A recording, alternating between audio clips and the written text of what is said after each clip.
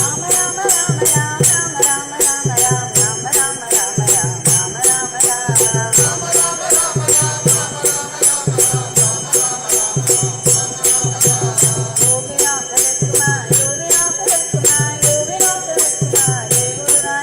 Yogi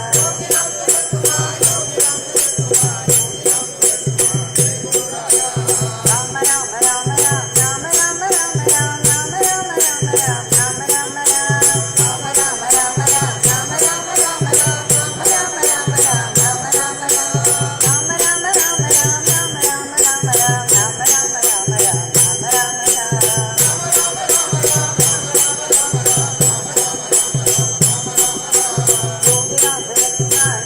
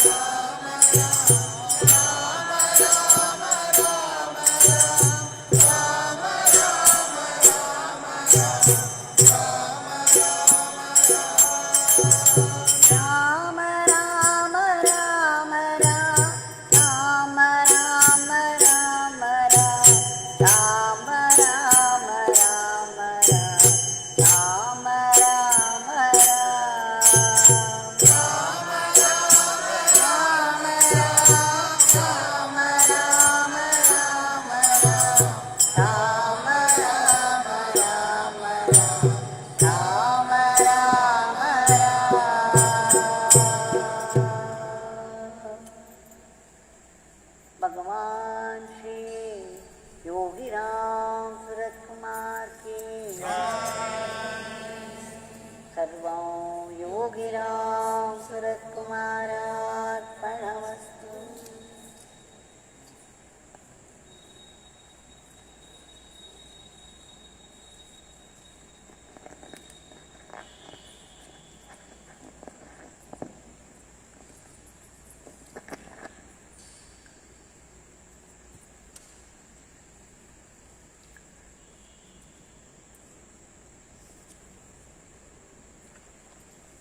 On the holy feet of Bhagwan, we have to offer our grateful pranams 1,000,000 times, again and again and again, with deep gratitude for to be able to sing his powerful name for 1 hour, sitting right in the powerful shrine of Bhagwan, is no small grace. Like I used to say, we could find 100 excuses for not being here to attend this. It's so easy to be trapped in Maya. So, I have made a new paradigm. One Leela every day will keep the Maya away.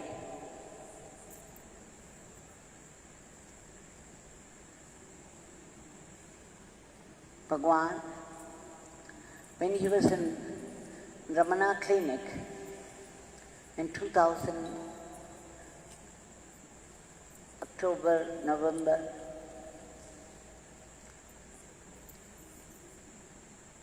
See, Suresh IPS, who is now an IG in Delhi, who had taken some days off to be his attendant, and a few more people would gather with him around Bhagwan. And Bhagwan would start talking. And one of the things that he said, Suresh, remember, Parabrahman, this pure consciousness, the pure awareness, is very difficult to grasp by the mind. He is everywhere, is all-knowing, all-powerful, all-pervasive, because he doesn't have a name and form. The mind, being always used to names and forms, because it has been designed so by the divine itself. We have this Ramayana, Mahabharata, Bhagavatam, the Leelas of Sri Rama, Sri Krishna, Sri Sundareshwara. And through these Leelas, we come to understand something about the way the grace works. We come to understand the compassion of the divine. And through these Leelas, we get to know, we get closer to God. We get to know more and more about Him. And finally, His true nature. So these Leelas are very important today. As long as the world exists, Ramayana will be there, Bhagavatam will be there. Sundareshwara's Leelas, Rama's Leelas, Krishna's Leelas are eternal. That's the only way to reach out to the formless divine. So those who read these Leelas, who enjoy, who rejoice in these Leelas, will progress closer to God. It is much easier to be drawn to these Leelas than to the pure awareness. What do we know about this pure awareness? We are conscious all the time. And in this consciousness, all our thoughts occur. And yet, how many of us are conscious of this consciousness? We are conscious of the thoughts all the time. We are conscious of the world around. We are conscious of every action of everyone. But how many of us even think of this consciousness in which all these thoughts occur? So that we become conscious of these thoughts. So Bhagwan said the Leelas. So remember, at least one Leela a day will keep the Maya away. Now today, we shall get some more glimpses of Bhagwan through the experiences of his devotees. We shall take up the experiences of one devotee. She is known by the Indian name Anjali. And she is a Swiss, she lives in Switzerland, a yoga teacher, and she practices Ayurveda.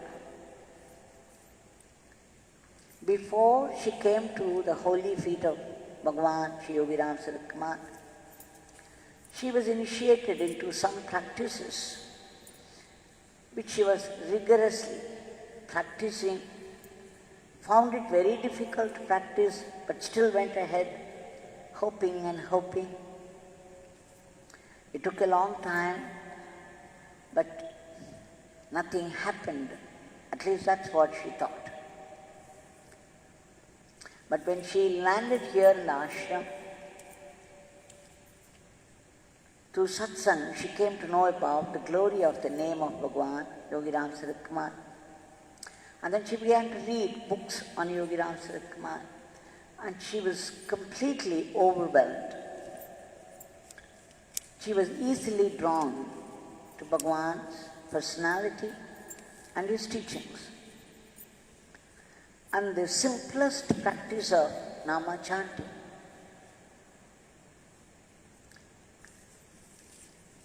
She was bewitched by this name.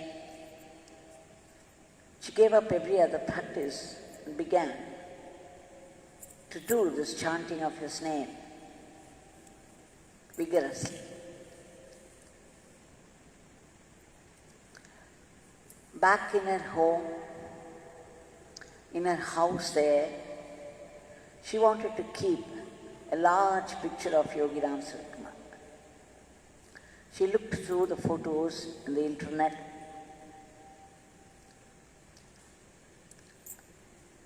One day, she made Prakash.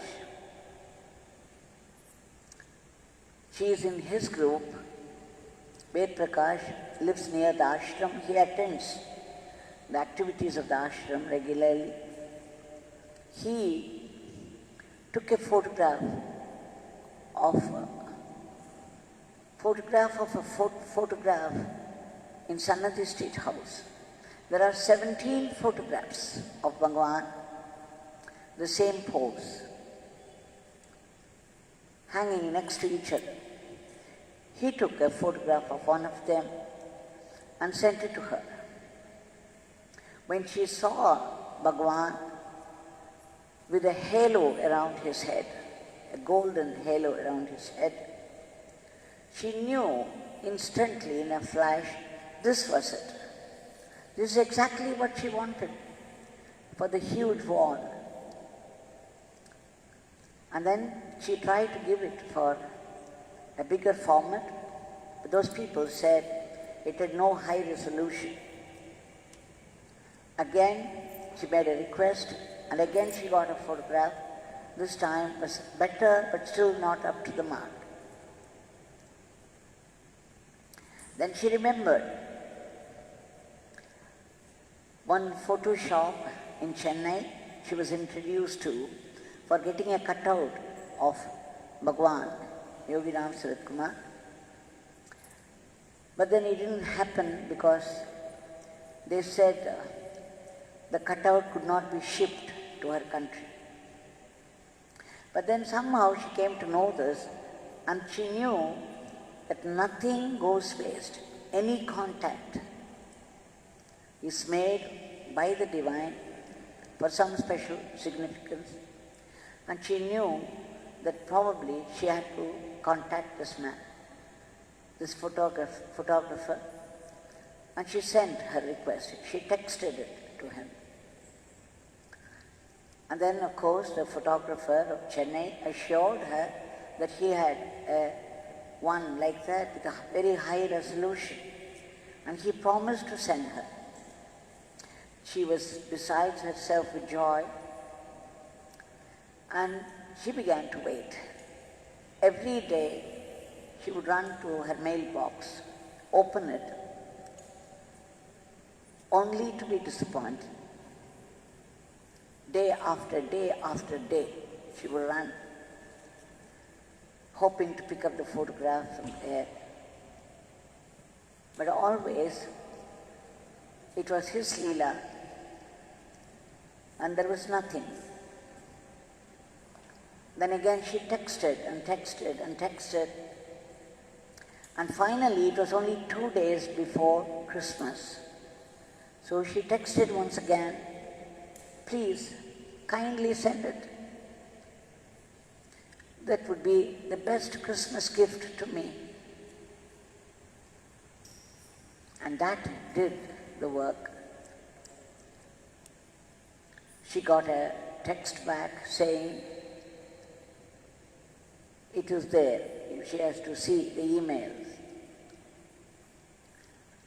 So she ran this time on the Christmas day and she was well rewarded. She found this beautiful photograph there.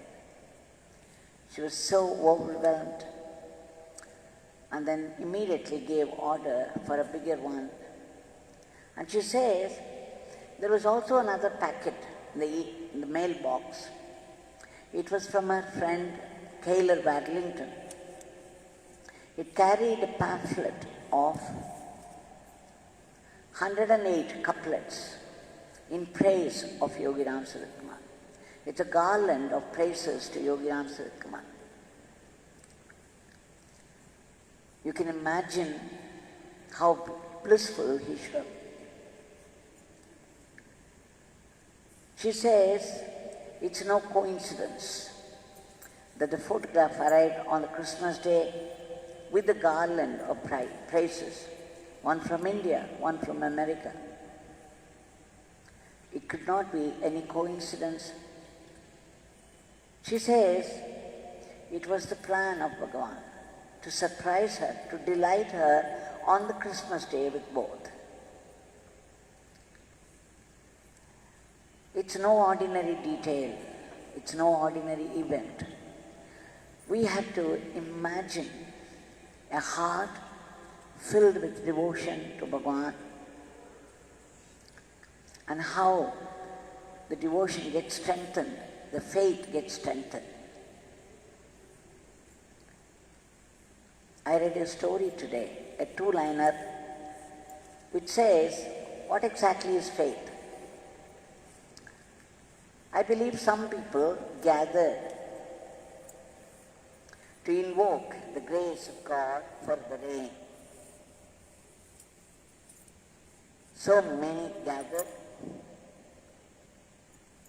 on the banks of the river Ganges for invocation to God for rain.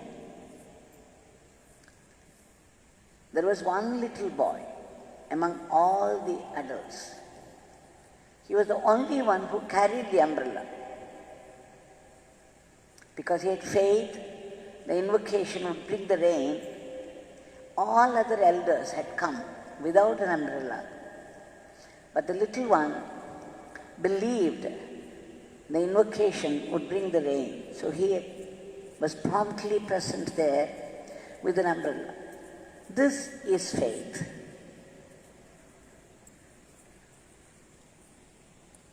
The story says, this is faith. She waited with faith and she was well rewarded. I think it's very, very important that we keep this kind of faith. We find this kind of joy in chanting His name. She goes on to say another experience of hers.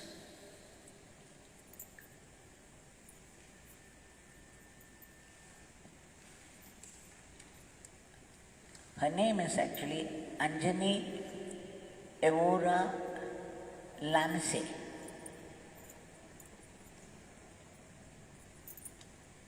She also sent me a message today saying that her daughter, Celia, only 17 years, there is the rowing, the boat. She was practicing for it. And of course, she was very talented and she would participate in competitions. And she rowed very well and got many awards. But one time, she proposed to her daughter. The daughter knew that she was chanting Yogi Ramsuratkumar's name. And then she said, now today you're going for this competition. at the national level, would you like me to chant Yogi Ramsuratkumar's name for your success in this? She thought her daughter would object to it because she didn't really care for these things. Surprisingly, she said, "Yes, Mom, please do it." And then, after the event, her daughter, 17-year-old, she rang up full of happiness saying, "Mom, today was a completely different experience for me, this rowing. Usually, I used to be very excited and I would do it with tension also. Sometimes I would miss out because of the tension. But today, I was filled with a strange peace and everything seemed perfect. It was extraordinary, the experience." So you see how the Nama, the mother chanting for the sake of the daughter, and how it helps, guides to success. It is very, very strange. Now the experience that I was talking about this morning, after she took to chanting the name of Yogi Ramsuratkumar, she was very much into it, but then there was also in a corner of her mind some prompting to read Buddha literature. She was already reading a lot of Buddha's literature. She also used to read Bhagavad Gita, Bhagavatam, Ramayana and Upanishads.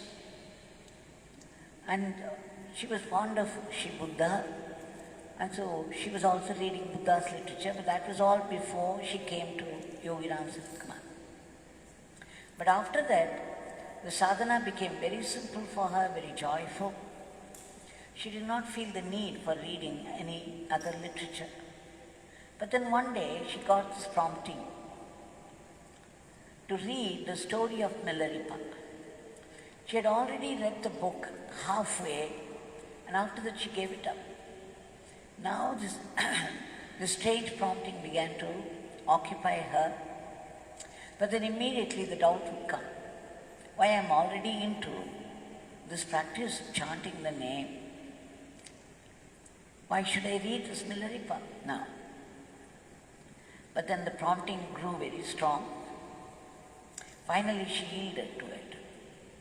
When she read that, she understood why this prompting came. Because Milarepa, it was an autobiography of Milarepa, a famous disciple of the Guru, Marpa.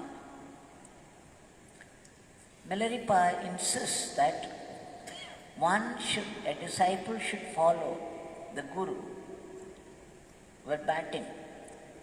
Whatever the Guru says, whatever the Guru advises, has to be taken very seriously by the disciple, and the disciple should plunge into the practice. Wholehearted, single-minded. So throughout, she saw how Milarepa was tested repeatedly by the Guru. And of course, in many tests, he failed. But his faith got strengthened, his talent got strengthened, his practice got strengthened. So she understood that this became very clear to her that she should, whatever practice she was already doing, this chanting of the name and praising Yogi Ramsuratkumar the best, and she must accelerate it, step up. Yet she could not reach out to other books of Buddha. One day she had a dream, and there's a huge library, and she was walking through that, and suddenly she found a shelf of Buddhist books. She went near, fascinated by that. As soon as she pulled out a book, this doubt came, the conflict. Why do I need it? The prescription is very clear from Yogi Ramsuratkumar, and I'm already into this practice vigorously. Why would I need? What is the need for this? And she pulled back, woke up. And she says that was the day I chose to narrate a story, a Leela of Bhagwan Yogi Ramsuratkumar. The Leela, of course, we'd already gone through that, but we will benefit by repeating. Many of us would have forgotten what it was all about.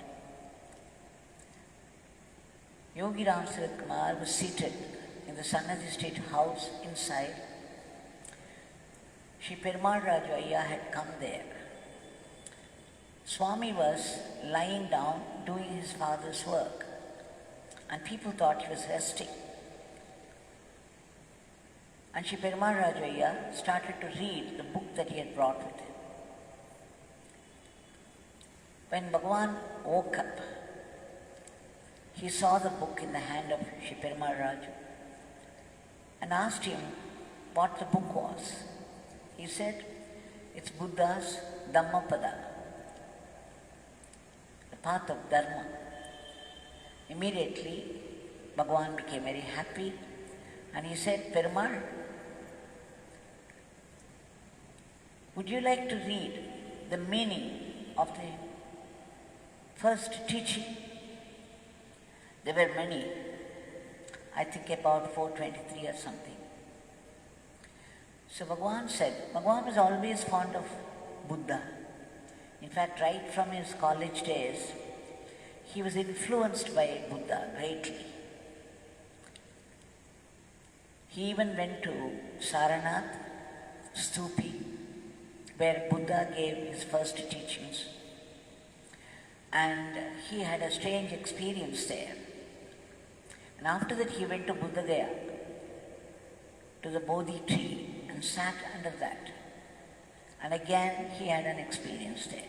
He was only 16 at that time. So Bhagwan said, Perumal, read out the meaning of the first teaching. It runs like this. Whatever work, whatever action that you do it wholeheartedly. You try to do it with a pure heart. Any work, any action done half-heartedly or with an impure heart will not be perfect, will not be complete. And what is the result? Buddha says, Buddha wants, when you see a cart being dragged by a bullock,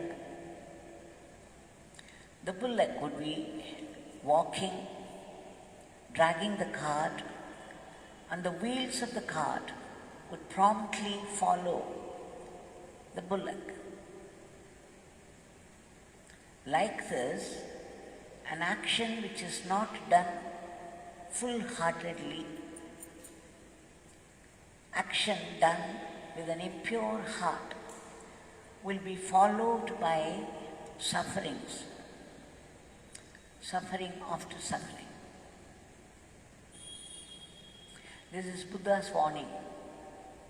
Try to do every action wholeheartedly with a pure heart, that you are doing it for the sake of God. Everything, even cooking. You may be cooking for the people at home, but you could still think, God, I'm cooking this for you and I will serve it as prasad to the relatives. or you may be doing office work. After all, the office also belongs to God. Everything in this cosmos belongs to Him. He is the owner of the cosmos. Your office is no exception. And the office work is His work. Any work in this world is His work. So if you do your office work as an offering to Him, your mind gets purified, the work becomes special, better. So Buddha says that do it wholeheartedly and with a pure heart. And then Bhagwan mentioned a certain number, 235. Perumal, you read the meaning of this 235. And then the second one says, we are all the humans. Just look at the tree, the leaves, they turn yellow. They are green in the beginning. After that they turn yellow and then they become dry and finally they drop out. Buddha warns again. He's warning that we are all in that state. We would soon turn yellow, become dry and drop off. When you go to another place, before going to another place, what do? You book the vehicle, you book a room there to stay, you arrange for your food, you arrange for the whole trip to any other place. Buddha is asking, you are now like the dry leaf that would fall off any moment. And there is a long journey after that. After life leaves the body, there's a long journey ahead. Don't you want to make any arrangement for that? Don't you want to arrange some comforts for that journey? You are arranging it every time you go on a trip to some place while living in this body. Beware. There is a journey after you leave the body. You better arrange your comforts for that journey. And what is it? Follow the path of Dharma. Remember God. Follow the path of Dharma. And then Bhagwan smiled and said, Perumal, now you read the meaning of the last sloka, the last teaching.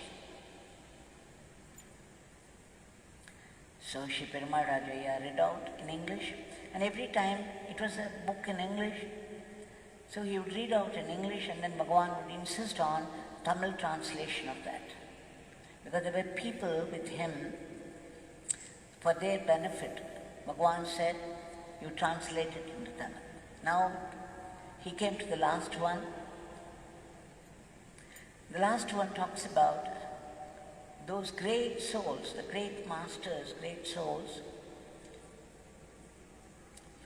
who knew their past janmas, the past births, all the past births they had taken, who see the heavens and the hell as equal, and those who have become one with God.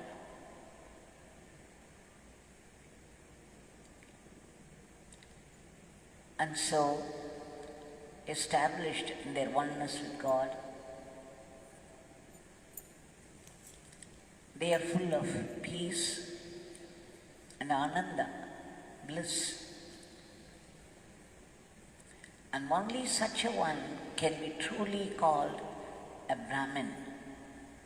A Brahmin, the word Brahmin, in English it is Brahman, it is Brahman in Sanskrit. It means son of Brahma, or the one who is united with the Parabrahman. Not Brahma the creator, but the Parabrahma, the supreme God, the supreme awareness, the supreme intelligence that creates this world, sustains it, and then one day withdraws the whole thing into itself. So the last one is verily the description of Sri Buddha and Yogi Ramsuratkumar.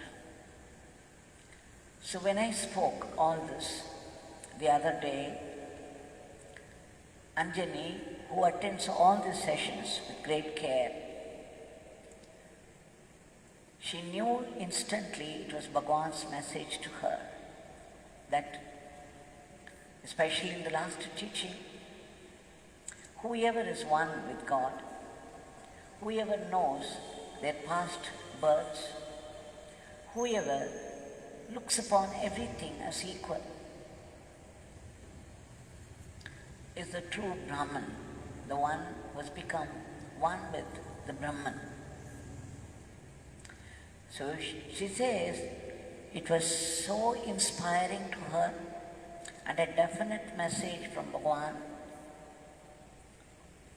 asking Shri Perumal Raju to read out for the benefit of the devotees. She understood that Shri Buddha and Yogi Ramsuratkumar were not different from each other, and that all that literature, all the teachings of Buddha, all the teachings of Yogi Ramsuratkumar, they are one and the same. Both established in the highest truth, the only truth, could only speak out the truth. And so it did not make any difference. And after that she said, the lopsided view that reading one great master might cause a setback in her progress was completely gone. She became free. And she says she knows that the Supreme Parabrahman resides in her heart, and it takes, Bhagwan always said that Father is in all these forms. It is Father who has become all these forms. It is Father who is running the show, who is activating these forms into their roles. My Father alone exists. There is nothing else, no one else. And so Bhagwan, Yogi Ramsuratkumar, made it very clear to her that whatever she read, it was only from him, the Brahman, the one who is established in the Parabrahman, the highest truth.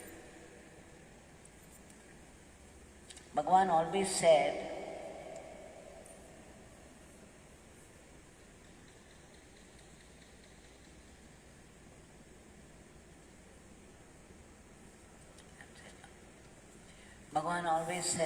that